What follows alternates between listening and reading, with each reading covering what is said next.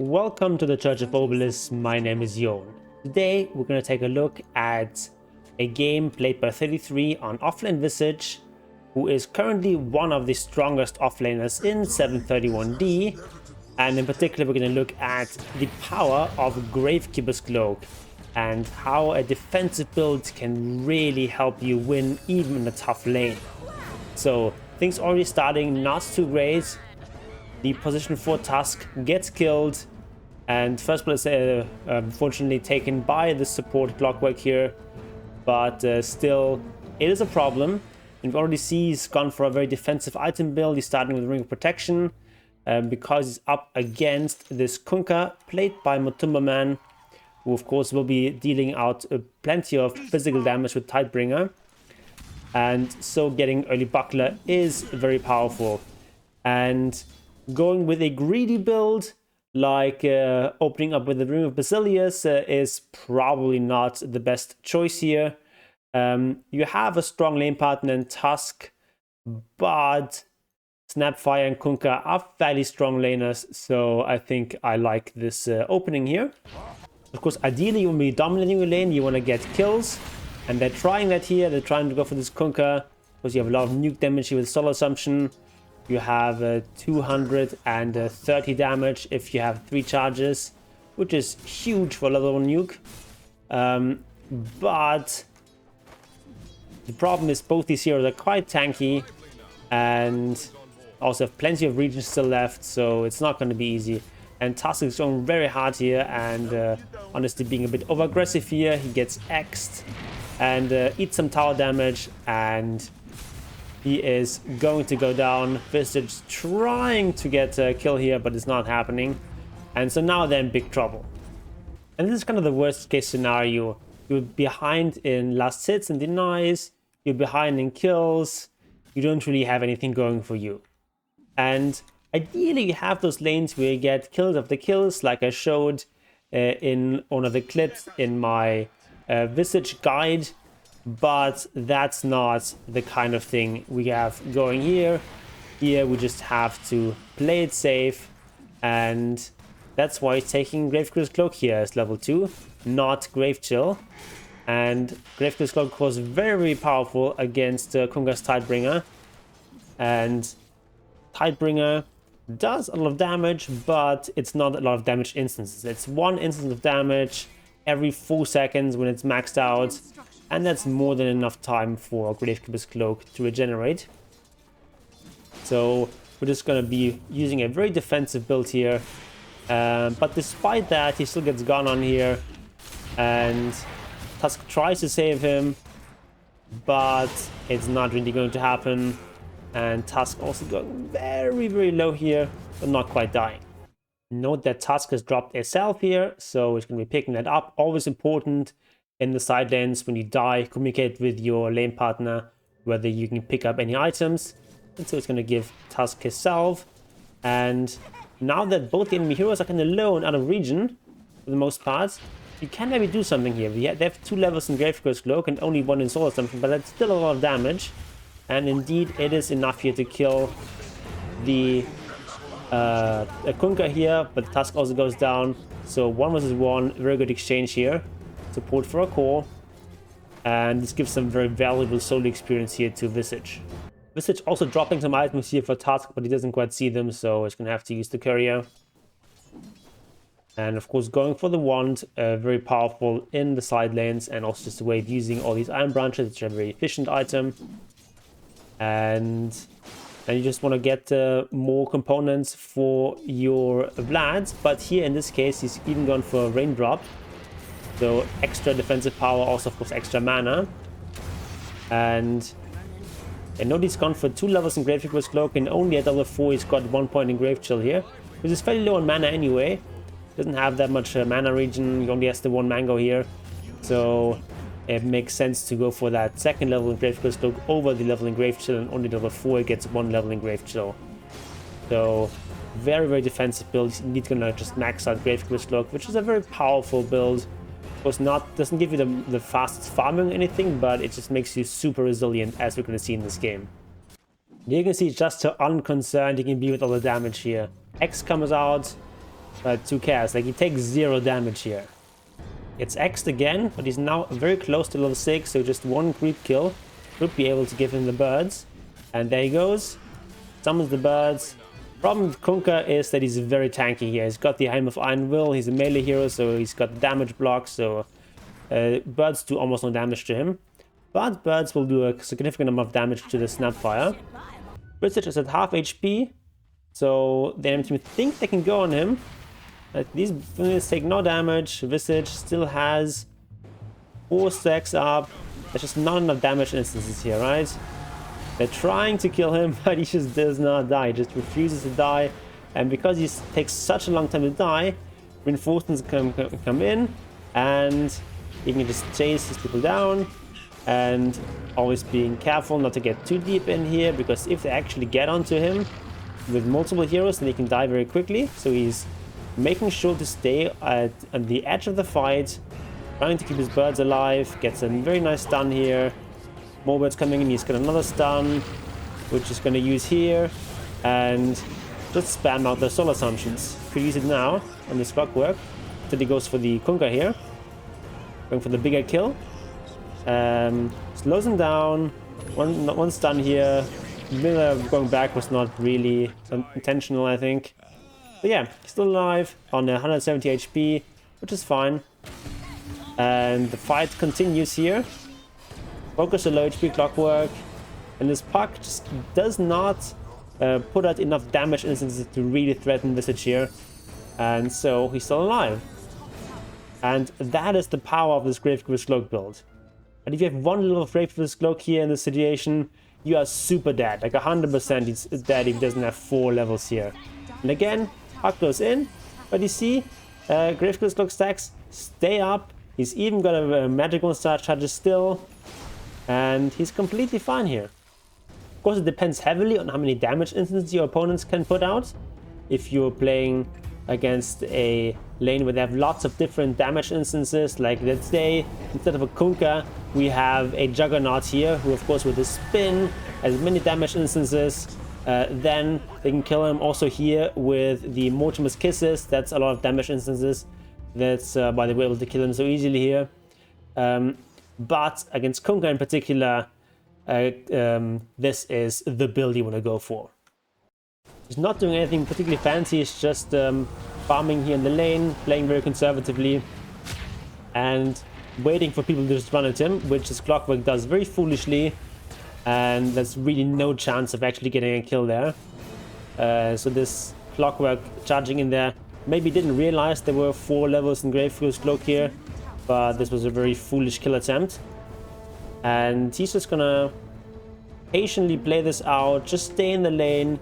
You want to get as much experience as possible, and because you have this 4 levels in Gravekeeper's Cloak, this is a very safe way of farming and just finishing Vlad's now, so we can keep just accelerating his farm. And of course this is a great item in that it just gives you a little bit of everything, buffs up your familiars. It's great later on for team fighting, and getting this as the first item is great because it is an amazing build up, and also allows you to farm quite efficiently because you get some extra damage and also extra sustain, so that you never have to go back to base. Gets engaged in here again, but he's still got 4 levels in Gravekeeper's Cloak, so he's still super tanky here. There's a lot of heroes here though, so he has to run away, and just barely makes it out of here. But he's back up to 3 charges here, 4 charges. So this is really no problem. No problem at all. He survives, and his team can come back in here. And because he's got these Gravekeeper's Cloak charges, he doesn't fear going in here again. He's also getting healed up by the healing ward. And yeah, as long as you have good positioning here, this is an excellent way of fighting with Visage. And of course now they can take the tier 1 tower. After finishing your Vlads, you can go straight into the Wraith Pact, which he's doing here. And that is, I think, a good choice in this particular game, because you have so much burst damage on the enemy team. If you can just live through the burst with Wraith Pact, you're going to win most fights. Normally, most games I would tend to get the Drum first, Just a very strong mid-game team fight kind of item, and of course then builds into the good old bongo boots here, boots of bearing. One problem with this build that he's gone for here is that he only has Wraith Pact as his only mana regen item. So he's struggling a bit with mana, so one way you can solve this is by being more conservative in how you use Grave Shield for farming. So you don't use it for every camp. Or you can just get some clarity, which he's doing here. As you can see right now, he's a bit low on mana, so he can't really use his Soul Assumption as freely as he would like to. Instead, just relying on Grave Chills here. And yeah, the enemy team definitely overextending here and being punished. And of course, in these kind of fights, Wraith Pact is incredibly impactful, no pun intended. 33 goes for a somewhat unusual item choice here. That's a Null Talisman here at almost 17 minutes. Of course, once you get to 25 minutes, it's going to double up and then going to be a fairly efficient item. But even then in the mid game, Null Talisman, I don't think that's actually the kind of things you really want on the Visage. So I don't really like this getting into this stage of the game. I think if you want to get Null Talisman, you want to get it early.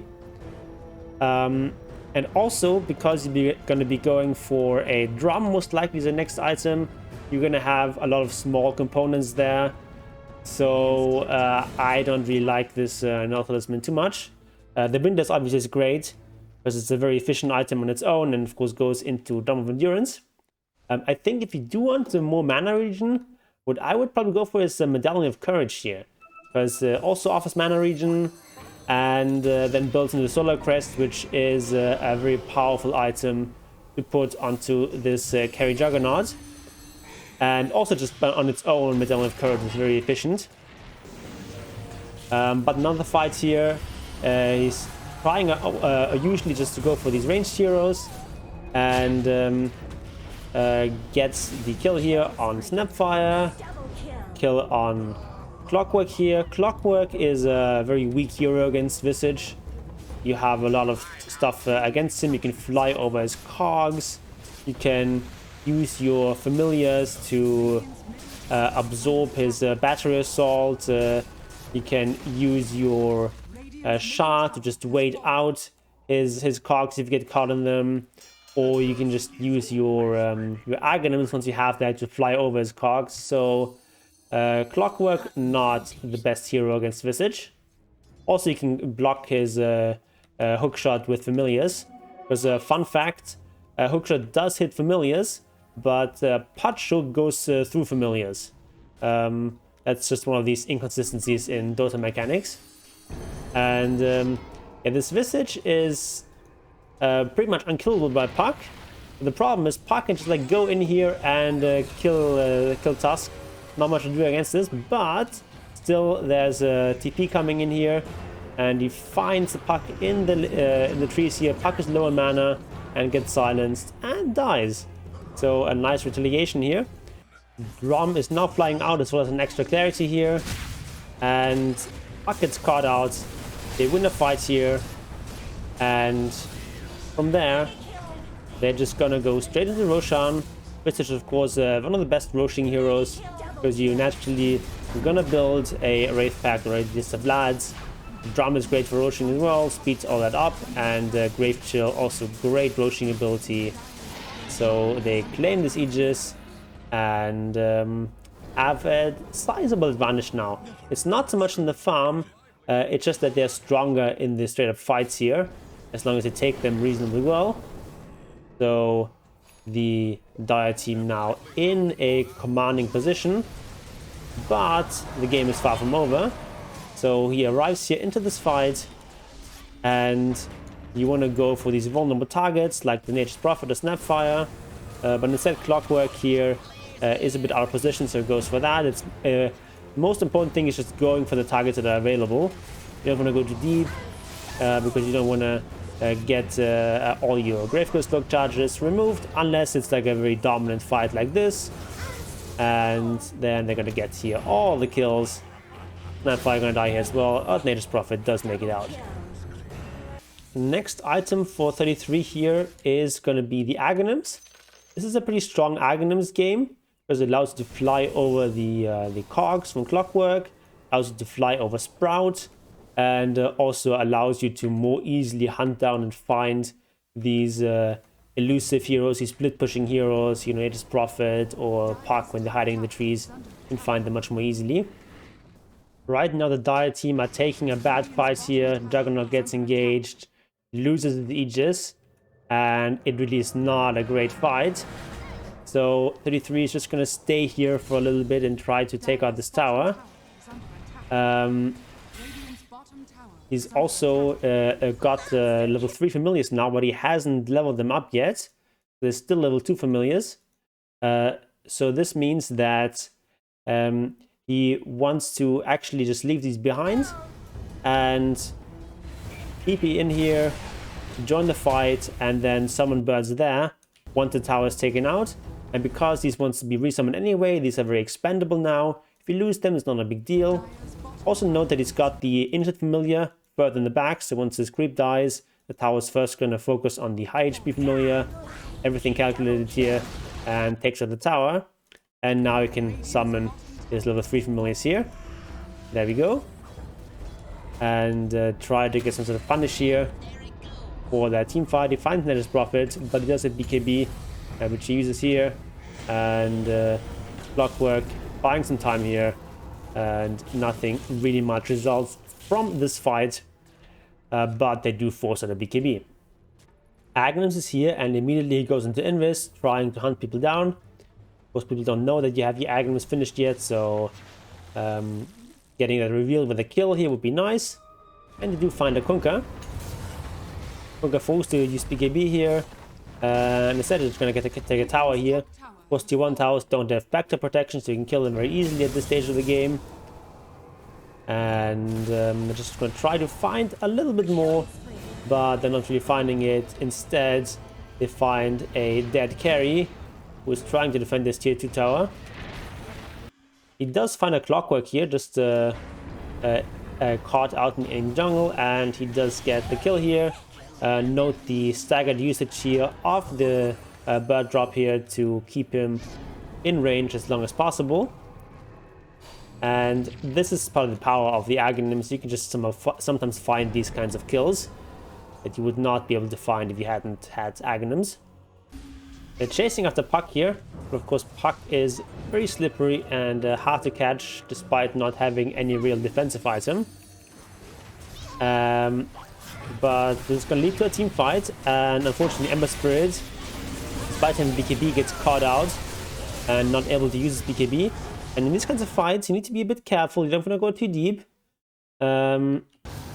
So he's just sort of being kept back here.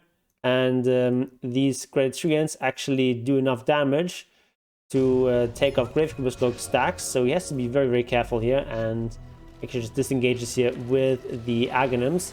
Trying to maybe find something here, but doesn't. So he just has to disengage, and they just have to take the L here. And that's like a moderate win for the Radiant team. But being Invis here just happens to find a Kunkka, who just went out of Silver Edge and does not quite have that available, almost. Could have actually used it here. I think it's a slight mistake there. There's no detection on Visage, so if he had Silver Edges here, he would actually survive. But just not quite fast enough, and he does die. This Tusk, though, is in danger, because this is a Puck with a Dagon 3, not messing around. So they go for the 1-for-1, but of course it's the support versus the core, so that's great. Another fight is joined here. Visage comes in a bit later, tries to go for the squishy targets like this Nature's Prophet.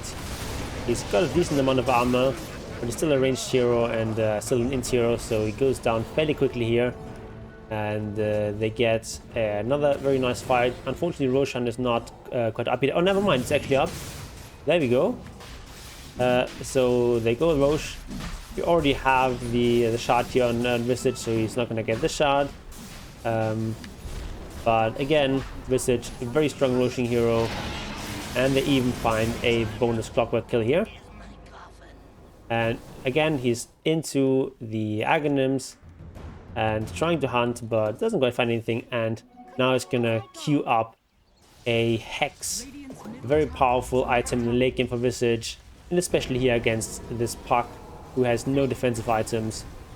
So, and of course it's being a huge problem here. This Puck is super high farmed, and he has such high aggressive potential that having a Hex would be a very, very powerful tool here. And in this case, it's actually more important to get this Hex first than to upgrade onto the Bunga Boots here. So we're just going to go for that. But with Puck now dead, they can actually take this lane of Rax, and it's also gotten a gem of True Sight here from his support, which is a great item to have in Visage, because you can very easily get flying vision, so you can very easily reward everything, because nowadays gem is an active anyway, so it's no longer quite as much of an advantage, but still it's nice. And he gets engaged on here, and again we see the power of Great Cloaks Jax. Also, of course, the power of the shard here, so it still survives. And you can just sort of keep fighting here. It's actually incredibly tanky.